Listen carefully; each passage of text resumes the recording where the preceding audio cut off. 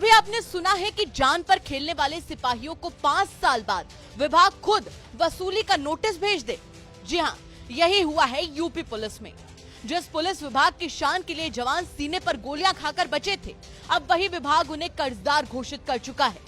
Police विभाग ने अपने ही वीर जवानों को फरमान भेजा है और कहा है कि इलाज में लगे 6.5 लाख रुपए तुरंत लौटाओ, नहीं तो हर महीने सैलरी से 20% कटेगा। मतलब अब जो घायल पुलिसकर्मी विकास दुबे की गोलियों से किसी तरह बच गए थे, अब उन्हें विभाग की बेरहम चिट्ठियों से बचना है। दरअसल बात साल 2020 की 2 जुलाई की रात की है। कानपुर के बिकरू गांव में जब हिस्ट्री शीटर विकास दुबे ने सीओ देवेंद्र मिश्रा की अगुवाई वाली पुलिस टीम पर छतों से अंधाधुंध गोलियां बरसाई थी, उस समय 8 पुलिसकर्मियों की मौत हुई थी। लेकिन उसी घटना में कुछ पुलिस वाले घायल भी हुए थे, जिनमें बिठूर के थानेदार कौशलेंद्र प्रताप सिंह, दरोगा सुधाकर पांडे, अजय कश्यप और सिपाही शिव मूरत, अजय सिंह जैसे नाम शामिल हैं। ये सभी गंभीर रूप से घायल थे, जिन्हें कानपुर की रिजेंसी जैसे बड़े निजी अस्पताल में भर्ती कराया गया था।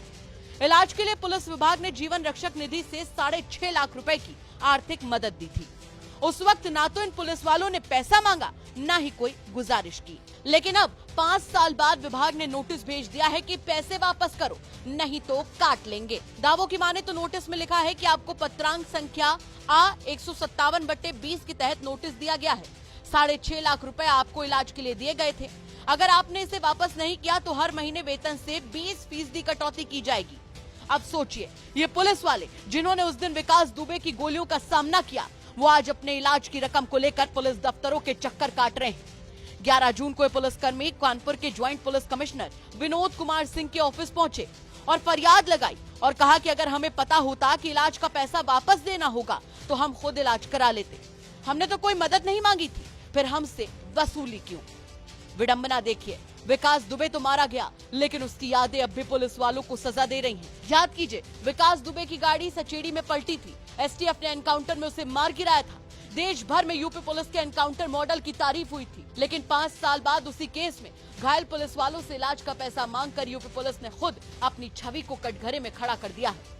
अब ऐसे में सवाल उठता है कि क्या पुलिस विभाग घायल सिपाहियों को बोझ मानता है? क्या जीवन रक्षक निधि वाकई मदद है या फिर बाद में लौटाने वाली लोन स्कीम? 5 साल बाद वसूली का मतलब क्या है? यूपी पुलिस में रहकर घायल होना भी अपराध है क्या? अपनी जान पर खेलकर डिपार्टमेंट की इज्जत और कानून की रखवाली करने वाले सिपाही आज खुद को असहाय मान रहे हैं। यहाँ डिपार्टमेंट की तरफ से हम लोगों को एक नोटिस मिला है।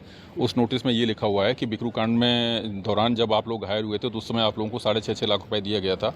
वो 6.5 लाख रुपए जो है आपके वेतन से कटौती की जाएगी।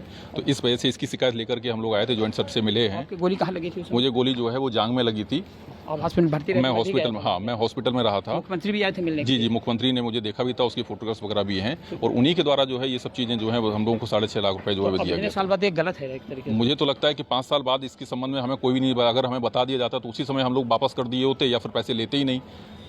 तो इस वजह से जो है हमें तो लग रहा है कि ये जो है वो गलत किया लग रहा है कि जिसके लिए जान की बाजी लगाई, बिल्कुल अफसोस लग रहा है कि हमें ये नहीं पता था कि इतना सब कुछ करने के बाद में भी हमसे पैसे भी वापस मांगे जाएंगे। एक और है दरोगा जी, सुधाकर पांडे जी का। आपके बिकरू कांड में विकास दुबे की गोली कहाँ पे लगी थी? हमारे चेहरे पर लगी थी, मलपट पर लगे थे और आँख पर 3 जगह मुझको लगी थी।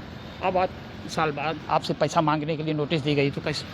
अभी इससे बड़ा दुख की कोई बात नहीं है कि विभाग से उस समय तो ये हुआ कि आप लोगों को सहायता दी जा रही है और अब जो है वो उसकी कटौती की जा रही है। तो अब इससे बड़ा दुर्भाग्य क्या है? आपने कहा और हम हाँ आज सर से हम लोग मिले हैं,